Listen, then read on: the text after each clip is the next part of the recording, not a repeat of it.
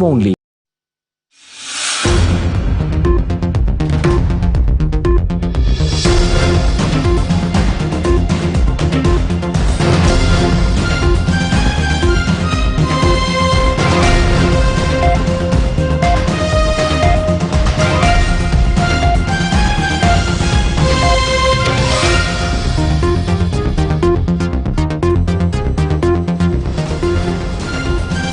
A very good evening and welcome. This is Primetime News here on TV1 for the Newsfirst team. I am Jama Ratnayaka. Today is the 10th of October 2022. Here are your headlines for tonight.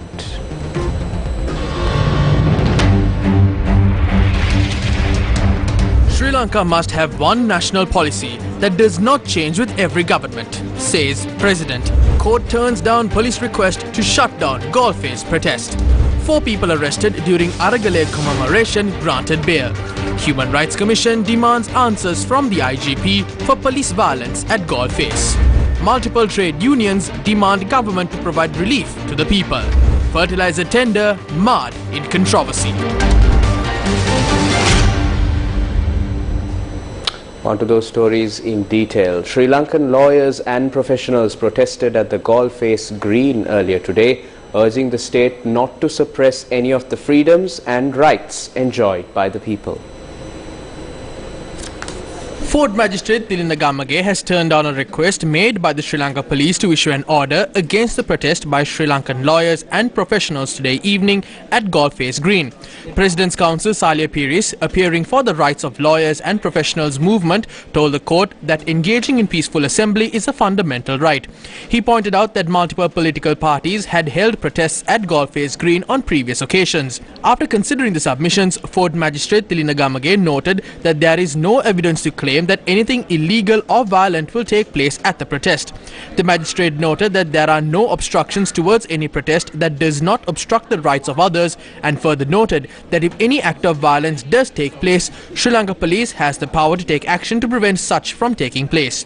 Thereafter, the lawyers and professionals met at Golface Green to protest and were joined by religious leaders and civil activists.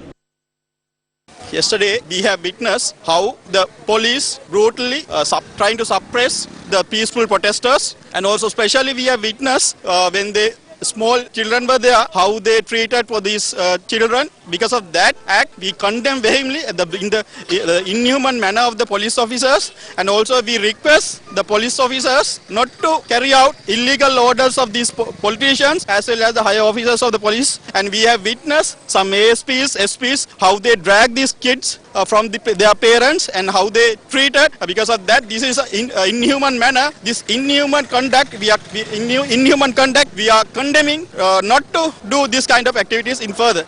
The group attempted to march towards the president's office. However, Sri Lanka police took measures to close down Gaul Road and divert traffic.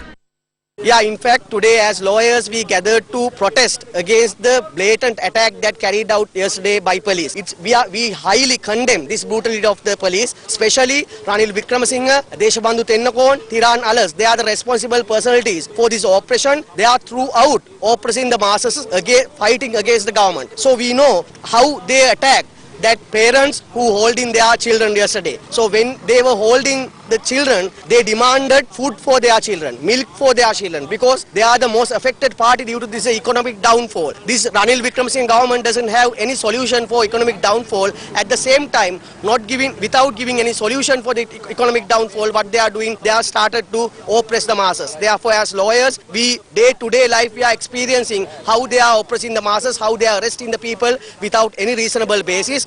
We have come here to protest and condemn what the police did yesterday at Golface Green against protesters who had come here yesterday to commemorate the May 9th violence unleashed by Mahinda Rajapaksa. To date, the police has not taken action against perpetrators of the May 9th violence, and yet yesterday the police came here and they unleashed violence on peaceful protesters, and further they unleashed violence on children. Now, as you know, for the past several months when we have been protesting, parents have brought their children to protest sites because these have been peaceful protests. Yesterday what the police did is completely unacceptable. It's child cruelty, it's violence on children. We have come here today to condemn the police action and to say we will not tolerate violence against our children and violence against peaceful protesters. And yesterday we witnessed things that happened in this particular place where the citizens citizens were arrested, chased and then beaten simply because they wanted to stage here their dissatisfaction with the system. And I think we are here today to join hands with all those who clamor for change, systemic change. That is what the struggle, the Aragale was. And we continue that Aragale until we achieve that final end. And that is a systemic change that all of us are looking for. Sri Lanka police informed the group that permission was not obtained for a protest march and requested that they disperse. Heated exchanges ensued thereafter.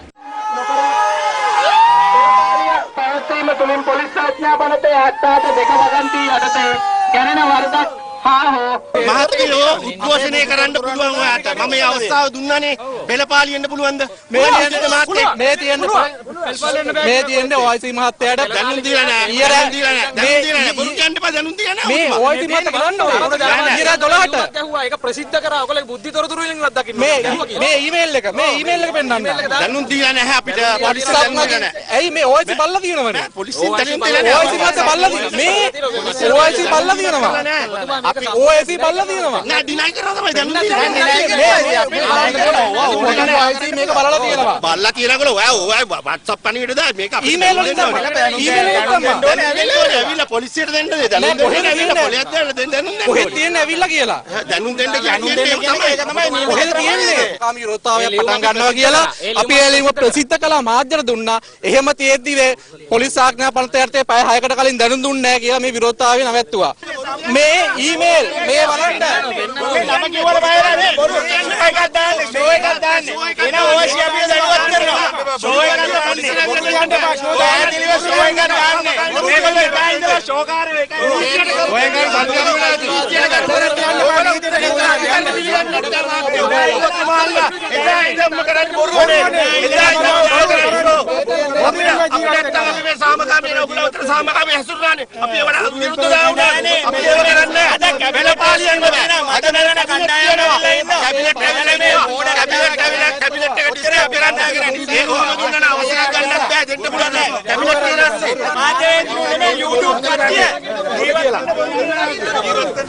හරි අපි මේකට විරුද්ධව මූලික අයිතිවාසිකම් අඩුවක් දානවා විශේෂයෙන් මේ දෙන්න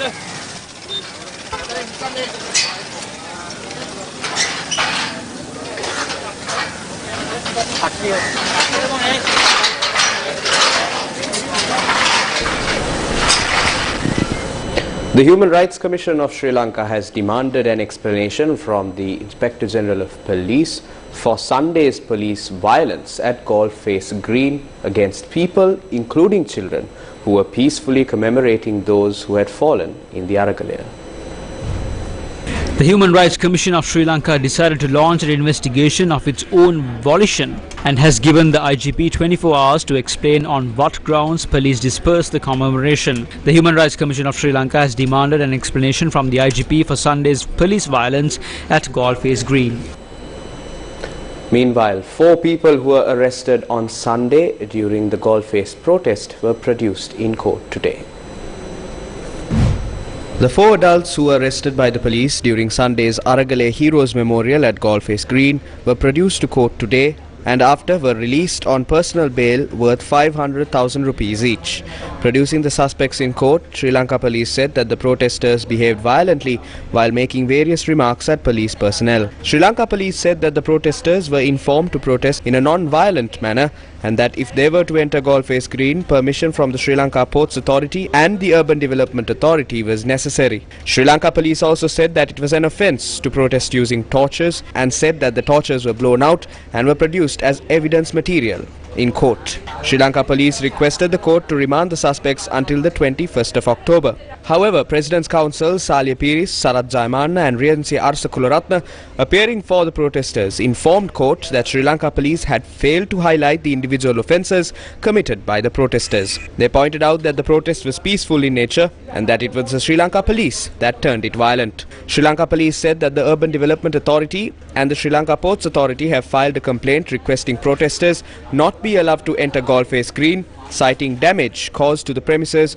following previous incidents. President's Counsel Sarath Jayamanna said that it is not necessary to obtain permission to enter Golf Face Green as mentioned by Sri Lanka police, adding that an inscription dating back to the colonial era affirms that the area has been designated for women and children. President's Counsel Lanka Peiris noted that a ruling by former Sri Lankan Chief Justice Sarath Silva has made it clear that the area is dedicated to the general public. President's Counsel Sarath pointed out that there is no need to obtain permission from the police under Section 77(2) of the Police Ordinance based on how Sri Lanka Police had charged the suspects, and noted that it only states that the Sri Lanka Police must be informed if there is such a march. The President's Counsel stated that protesters crossing the road opposite Goldface Green had been construed by Sri Lanka Police as a procession or march. The President's Counsel told court that Sri Lanka Police is using the power that is not vested in them and are engaged in such acts by following orders from above and to please the officers above them. Producing video evidence to the Fort Magistrate, the Counsel pointed out that 2 children were subject to police brutality during the protest. Sri Lanka Police said that the father of the child had repeatedly brought his wife and child as a shield during protests. Responding to this claim, the President's Counsel said that the parents have a right to accompany their children. Fort Magistrate Tilina Gamage, who considered the submissions made by Sri Lanka Police and the defence, ordered the 4 original suspects and another who was named in court as a suspect to be released on personal bail worth 500,000 rupees each. A child who was in the midst of the scuffle that broke out during Sunday's protest was admitted to hospital. The small child, who was in the middle of a scuffle between police and protesters yesterday at Goldface Green, was admitted to the Lady Ridgeway Hospital for Children that very same night.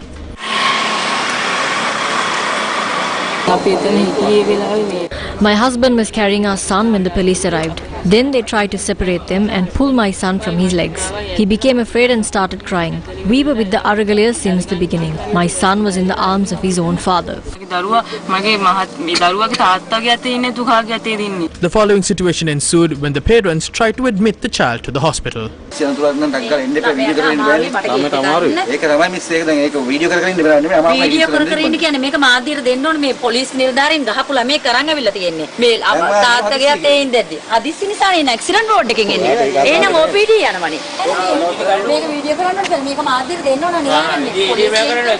After being admitted to the emergency ward, the child was transferred to ward number 7 of the Lady Ridgeway Hospital for Children. The child was examined by 2 teams of doctors, by both surgeons and orthopedics. The child had not sustained any injuries internally or externally. We are taking steps to discharge him.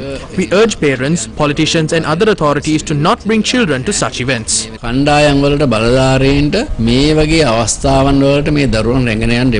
The child was discharged from the hospital this evening. After the JMO examined my son, he noticed bruises in the back. We took to the streets on behalf of every child in the country. But people are asking us why we brought the child there. On social media, people have been asking that question.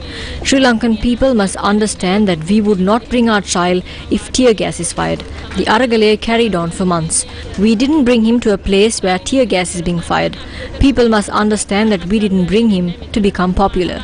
We took to the streets because of the problems we are facing.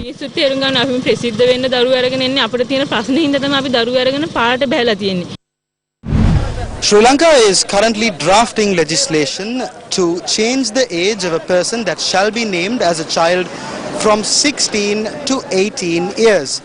Against such a backdrop, yesterday's commemoration of the Aragalayas saw police officers separating children from parents. Can a police officer separate a child from a parent irrespective of the fact that it was a protest? As long as it is a peaceful protest and they were in the safety of their parents, then to create so much violence and to grab a child away from a parent is not right, and it is a violation of their rights. However, given that, it is also important for parents, caregivers who have the responsibility of the safety of the child to make sure that you don't expose that child to any sort of violence or danger. But as far as I know, the children were in the safety of their parents, and at that point to create so much violence to grab a child away from from a parent is again not right. And if, say for example, the parents were acting violent and they had to arrest the parents, in that case they have to arrest the parents, and there is a process of how a child can be taken into the system, and the police will have to file charges against the parent and inform the area probation officer of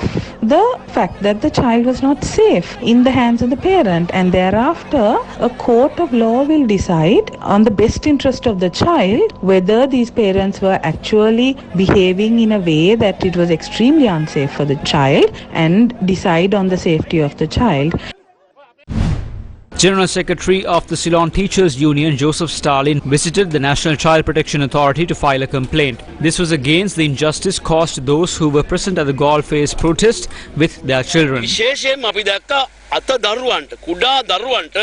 saw how the police acted in front of children. We saw how they tried to remove the child from the mother simply because she was recording a video. They also arrested a 15-year-old school student for recording a video. Is this how the police must act in a protest site? If the National Child Protection Authority is an entity that stands for children, what will it do about this cruel treatment of the police to the children? Several trade unions of the state sector converged opposite the Ministry of Finance to hand over a letter with a request to grant relief to the general public. Members representing the All Ceylon Development Officers Union, Government Family Health Officers Union, Joint Centre for Development Officers, Trade Union Alliance of Government and Provincial Administrative Officers, as well as the Joint Health Services Union were present at the scene. Although the Senior Assistant Secretary to the Ministry of Finance, Chatura Mohottige, met the representatives at the entrance to the ministry, it was met with strong resistance from the representatives as they requested the letter be accepted in a more formal manner.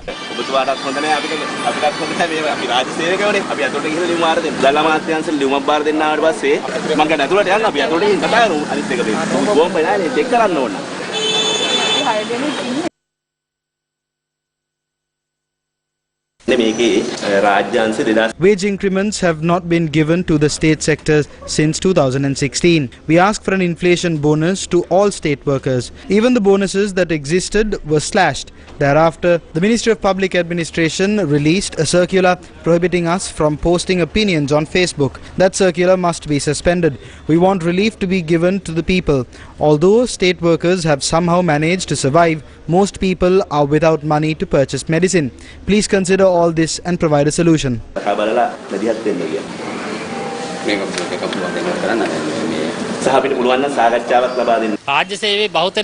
Most employees in the state sector are unable to afford 3 meals a day. Women make up a majority of the state sector. They are unable to ensure the proper nutrition of their children. They are unable to pay for their children's education. Please consider these sensitive matters empathetically. If not, we might be compelled to enter into severe trade union actions. New revelations on corrupt deals are coming to the forefront once more.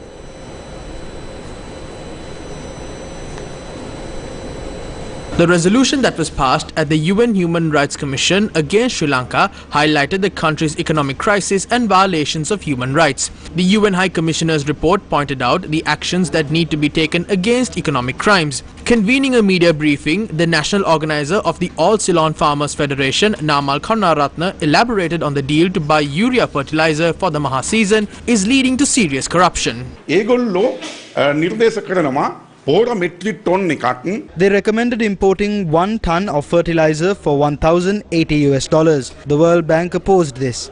How can they issue bids to purchase a ton of fertilizer for $1,080 when fertilizer is available at prices around $500? Therefore, the World Bank has advised involving the rejected organizations, and if there are any, to complete the unfinished paperwork and recommence an investigation. Once it is failed, the government completely lets go and moves to an alternative. That alternative is the decision to present a cabinet paper today to import a metric ton of fertilizer for the price of $845. The Agriculture Minister will present this to the cabinet today. Minister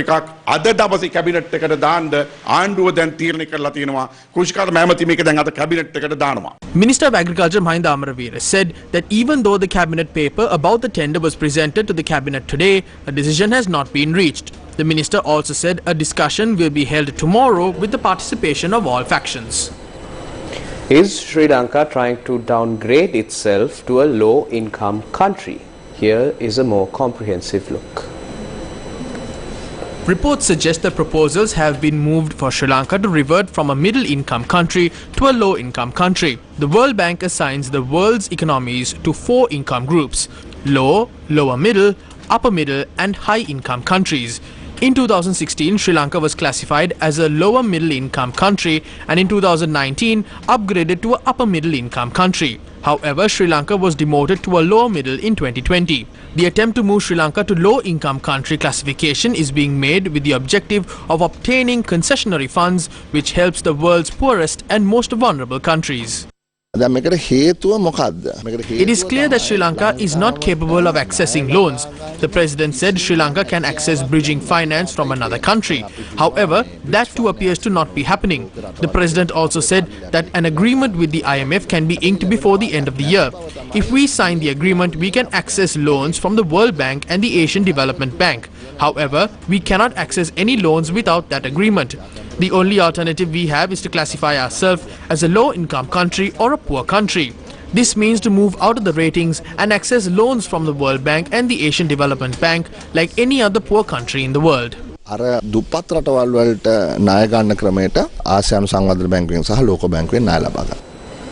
The annual IMF World Bank meetings in Washington, D.C. from Monday to Saturday will include talks on a number of emerging markets squeezed by rising inflation and borrowing costs against a backdrop of slowing global growth. The annual meetings are taking place as the world grapples with the sharpest slowdown in economic activity in 80 years. Currency depreciation means that the debt levels for the developing countries are getting more and more burdensome. The rise in interest rates puts added weight on it, and inflation is still a major problem for everyone, but especially for the poor. From the individual side, we see the problems of education and energy, shortages of fertilizer and of food crops. The question for us this week is what can be done. What we are advocating for David, are actions in 3 areas. First, contain inflation. We cannot afford inflation to be a runaway train. But it is a very, very difficult road to navigate, because if you don't do enough, we are in trouble. And of course, inflation is a dramatic tax, especially on the poor people. But if we tighten too much, then the fears of recession will materialize on a large scale. We have to think of the strong dollar that comes with tightening of financial conditions and how it impacts developing countries, and maybe you have some thoughts around that. So some support is necessary, but that support has to be well targeted, because if it is not, then we are adding fuel to the flames of inflation. We have to join forces to help emerging markets and developing economies that are particularly hard hit. The World Bank, in its October 2022 update, says that it will be imperative to protect the poor and vulnerable by providing immediate additional assistance to the poorest in need, while comprehensively reforming the social protection system. The World Bank warns that poverty has increased sharply since 2021, and it is likely to increase further in the absence of effective mitigation measures, and made several recommendations. In the short run, increasing financing for social assistance should be priority. The government will need to invest in the establishment and operationalization of the Welfare Benefits Board and a social registry. The generosity of cash transfers needs to be revisited, particularly for some vulnerable groups. Sri Lanka also needs to adopt more modern payment systems for cash transfer programs. Given its increasing vulnerability to shocks, Sri Lanka would also benefit from developing a social protection system that could scale up and phase out when needed. In the medium to long term, Sri Lanka needs to transition to a more physically sustainable and inclusive social insurance and aged care system. Sri Lanka also needs to strengthen its productive inclusion programs. Finally, a social protection strategy is needed to guide the overall social protection reform. The World Bank said that rising debt vulnerabilities and weak competitiveness resulting from years of risky borrowing and poor fiscal and monetary policy choices, along with weak governance, led to an unsustainable debt and a severe balance of payment crisis. It warns that a delayed response allowed the crisis to spread to all key sectors of the economy. The World Bank said that a significant economic contraction is likely in 2021 as the economy undergoes a large correction of fiscal and external imbalances. It said that a strong and credible fiscal and structural reform program is warranted to avoid a prolonged crisis and address the root causes of the current economic difficulties, adding that firm resolve of political leadership and the Sri Lankan citizens would be needed to overcome the crisis through structural reforms. Meaningful outcomes of debt restructuring and collective support of international partners would also be needed to maintain the reform momentum and chart the course for a speedy and robust economic recovery with a sustainable growth plan. It is no secret that the prevailing economic crisis had led to the disruption of day-to-day lives of the general public. How many families have been impacted by this unprecedented economic crisis? Has sufficient attention been given to those who are severely affected? The Gum at the Door-to-Door initiative continues to identify a range of issues faced by average Sri Lankans. Gum at the Door-to-Door. Today is day 6 of the 6th edition of the Gum at the Door-to-Door program. The team that completed its tour in the Jaffna district reached the Kilinochchi district today. They visited the Malayalapuram area in the Karachi Divisional Secretariat. Most of the residents that live here engage in daily labour for a living on a daily basis. Unfortunately, the economic crisis left them with no work, ruining their chances of providing for their family.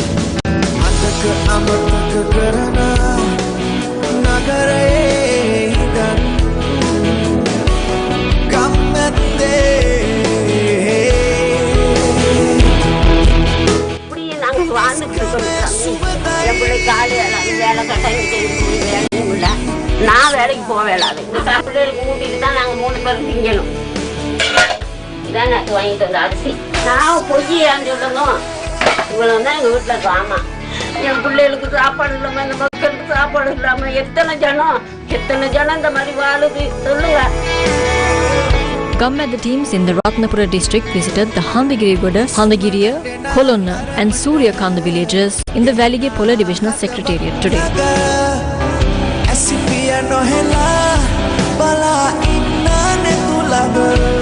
This is a group of estate workers living in Suryakanda.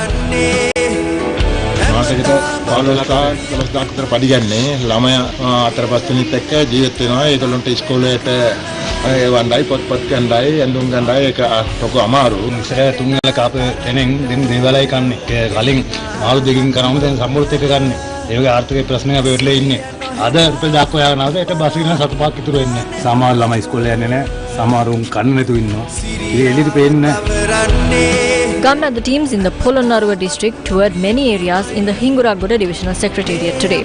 On top of the economic crisis, people in this area faced wild elephant threats. This is Shriyani Chandralata from Kitulutua. Her house was attacked by wild elephants last night.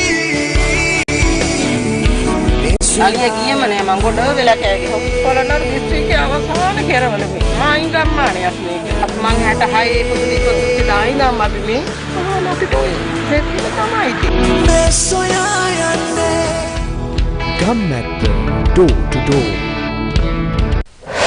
News First with the people. More news will follow after this short commercial break. Stay tuned. News First, main sponsor.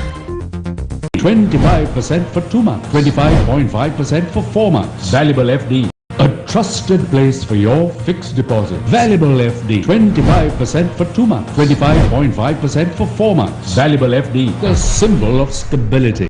Welcome back to the news. In more local news, Sri Lankan President Ranil Wickremesinghe earlier today stressed that the country needs one national policy. Sri Lankan President Ranil Wickremesinghe said that Sri Lanka must have one national policy that does not change with every government. He was speaking at the opening of the first life-saving pharmaceutical manufacturing plant established in Sri Lanka today.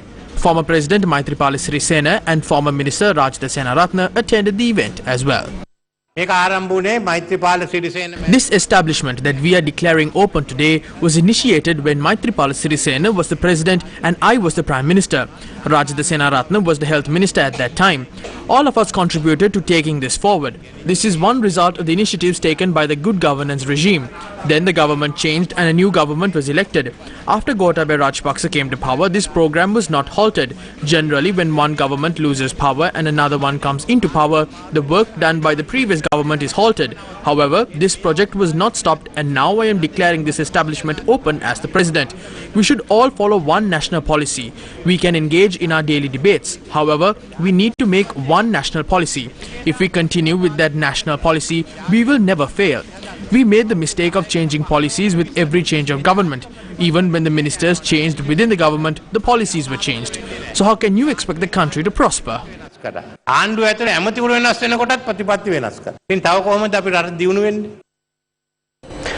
73rd Army Day celebrations were held today, adhering to highest military decorum while presenting honours to the Army Chief.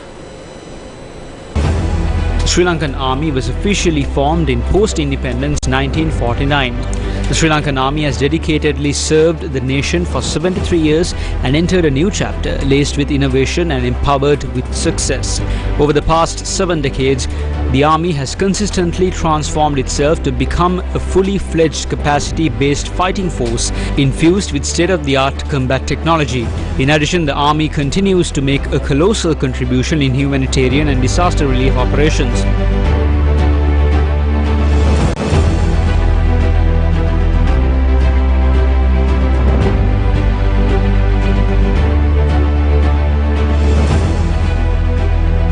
The Sri Lanka Army also played a leading role in countering the spread of COVID-19 in Sri Lanka.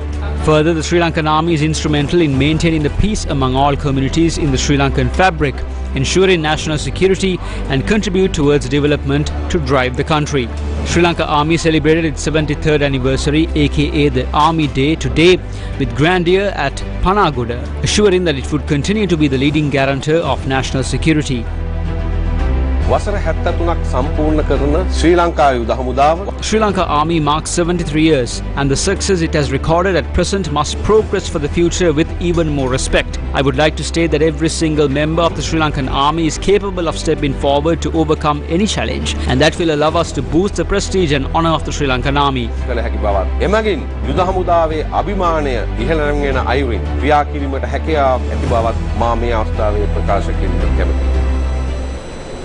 Still in local news, the Sri Lanka Podujana Peramuna says that it agrees with the President's view of calling for a referendum to decide on the parliamentary electoral system and also to draft a new constitution. The President is on the correct path. The constitutional amendments is not something the President wants, but is one that was brought based on the needs of the people. At a time when the President has said there needs to be change in the parliamentary electoral system, we need to introduce a new constitution. As a party, we are of the view that a new constitution needs to be introduced. If the view is to decide on the parliamentary electoral system via a referendum, then a referendum must be for both the electoral system and a new constitution.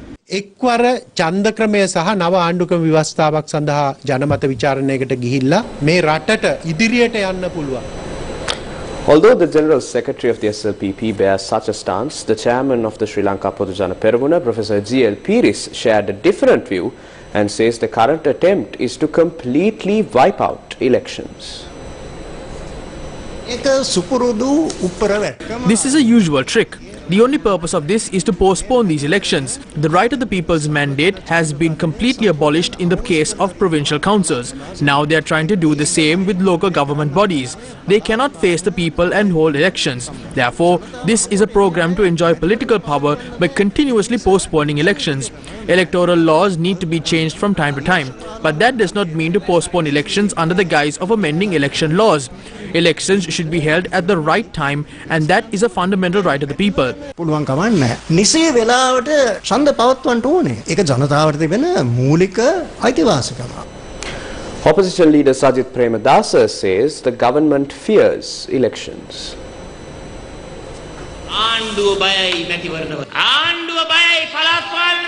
The government is afraid of holding elections. They are afraid of the provincial council, local government and parliamentary elections.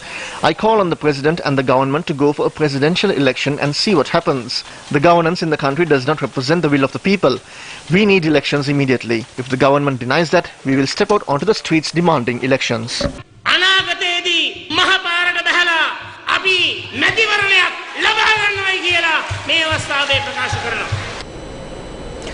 The shortage of dollars in the country has made operations difficult for businesses that require to import raw materials.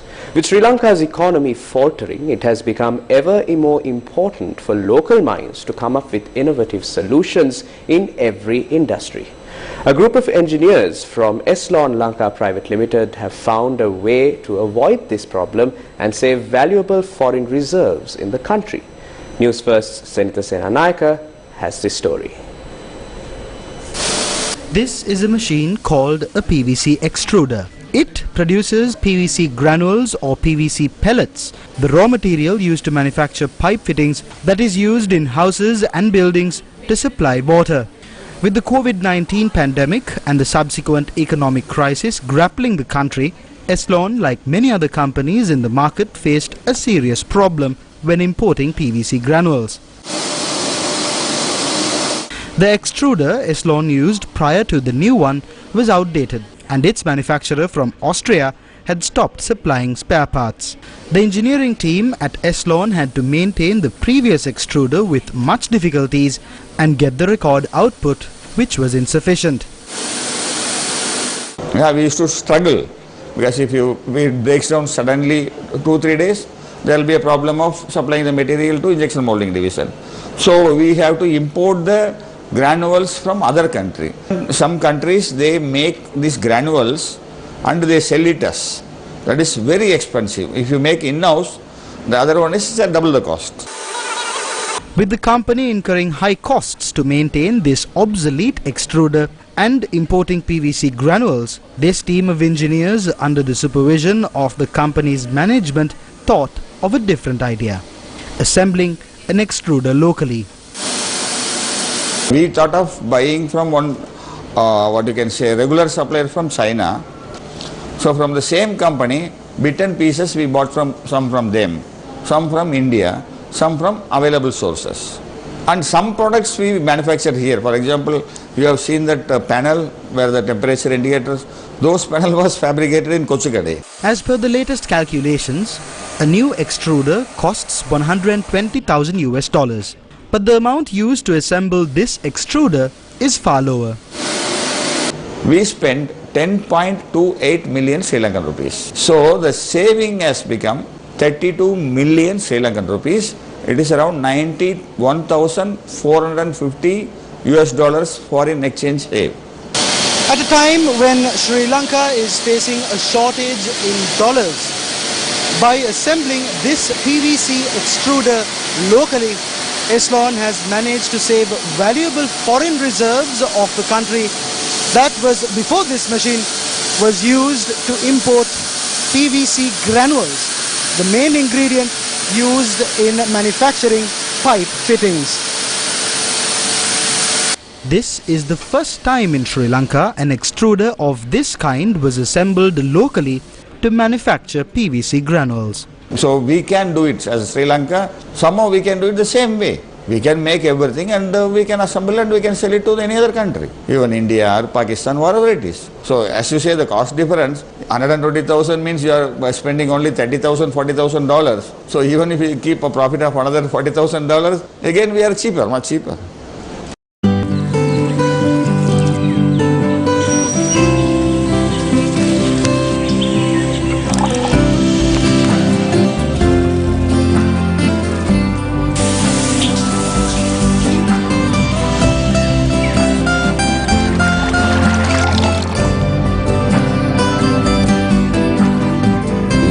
පුරා ගලන මේ සතුට සුරක්ෂිත කරන්නේ Stalin Inside.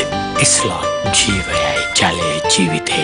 local and foreign jobs, solutions to labour issues, and a host of other services for the Galle District at Glocal Fair 2022, the path to success, on the 15th and 16th of October 2022 at Summerler Ground, Galle, along with a grand musical show with popular stars for your entertainment. Log on to www.glocal.lk for more information and to register. Welcome back to the news. Sri Lanka prison officials discovered a mobile phone in the cell occupied by Thilini Priyamali, who was arrested for financial fraud. A mobile phone was recovered from the cell occupied by Thilini Priyamali, who was arrested for financial fraud at the Lanka Prison. The mobile device was handed over to the Criminal Investigations Department. Prisons Commissioner and spokesperson Chandana Ekanayaka told Newsfirst that the device was recovered by the Sri Lanka Prison's Emergency Action and Tactical Force on Sunday night. He said the superintendent of the Lanka Prison is leading an internal investigation into the matter. At the same time, General Secretary of the Sri Lanka Freedom Party, Dayasiri Jayasekara, and MP Naraka Godahewa filed complaints with the CID, seeking an investigation into statements alleging that they were involved in transactions with the woman in question. Following controversy over grounded aircraft by its government, Russia's Aeroflot resumed services to Sri Lanka earlier today. With the arrival of the Aeroflot flight today to the Katunaika International Airport, the Moscow-Colombo route will be reinstated after a period of 4 months. An Aeroflot flight reached Sri Lanka today with 252 passengers. Aeroflot is the oldest international airline that operates flights to Colombo, and it has been operating the Moscow-Colombo route since 1964.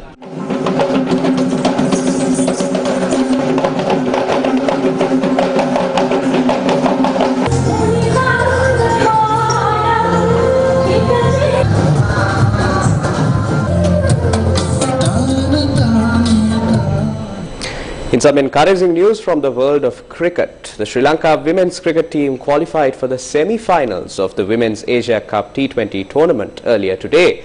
They defeated hosts Bangladesh by 3 runs on Duckworth-Lewis method in a rain-affected match. Sri Lanka posted 83 for 5 in 18.1 overs and defended the target by restricting Bangladesh to 37 runs for 7 wickets in the 8th over. And with that, it's a wrap of primetime news for tonight. For the Newsfirst team, I'm Jamal Ratnayaka. As always, take care and have yourself a good night. Right, the news from the centre is this very big game. A crucial one for both teams. Bangladesh winning the toss and electing to field. Right on the mark.